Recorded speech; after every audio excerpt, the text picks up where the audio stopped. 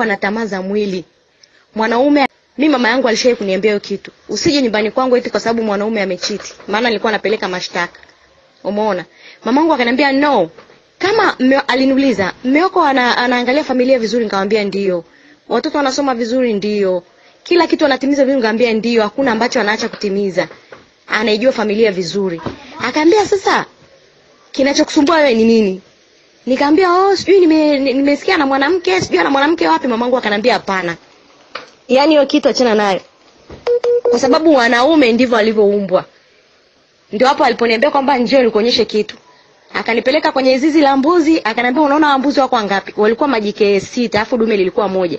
Akaniambia wote wana mimba, wengine wamezaa, dume ni hili moja. Hata jogoo huko ndani nalo limoja tu, lakini mitetea yote imetaga. Hao ndio wanaume wanangu. Hakuna cha mnyama wala binadamu. Yaani ndivyo walivyoumbwa, na mbegu nyingi. Tena alinitamkia neno la ajabu sana. Yaani sitaka nisahau mangu. Yaani alinifanya, yaani yule mama yule namwangaliaga basi tu. Akaniambia kwamba hata kama mume wako amelala na wewe siku kucha, asubuhi akaenda kazini au wapi, akikutana na msichana mrembo, akili yake ilishamtuma saa nyingi, alishamtamani. Na wewe mwanamke akimkubali, anaenda anafanya naye kama kawaida.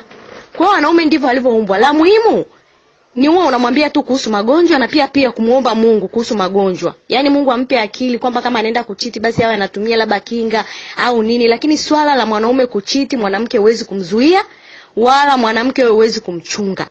Na wale wanawake wanaosema kwamba na mimi nitalipiza, mbona amechiti na mimi nitachiti, hapana. Yaani pale ndo unajiunguza kabisa. Kwa sababu kwanza unaenda kule kwa hasira. Wala huwezi kuenjoy. Yaani unaweza ukaenda kule lakini bado ukawa unamkumbuka mume wako, yaani roho inakuuma. Kwa hiyo mimi naona kwamba mwanaume tu kujiheshimu, mke wako asijue, na hata ikitokea bahati mbaya, maana kuna wanawake wachunguzi. Utakuta mwanamke anakuchunguza. Sasa akishajua ndio inakuwa balaa. Lakini mwanaume tu ujitunze. Kama umeenda zako kuchiti huko unajikausha kweli kweli, yani unakuja kuonyesha heshima kwa mke wako. Lakini mwanamke ukijua pia inabidi usamehe.